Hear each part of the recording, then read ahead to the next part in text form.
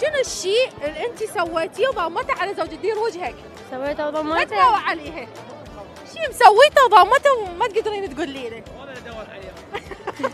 يقول اني دا ادور على هذا الشيء. ضميت فلوس وصرفتهن. قد ضميتي فلوس؟ تعال بيناتنا ايش قد ضميتي فلوس؟ تقريباً- شلون يباوع هيك؟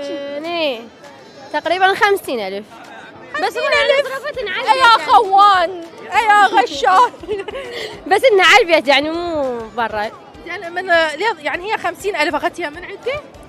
لا مو من عنده. يعني من اهلك؟ اي زين انت شعليك. اوكي بعد ضامه شيء. ما ضامش. زين على اهلك؟ على اهلي ما ضامه. ما ضامه شيء؟ لا ابد. طيب سؤال خارج التحدي، انا احب فضوليه احب اسال. هم تفتشين تليفون زوجك؟ شيء اكيد طبعا. عده من كوما عوده والله. يعني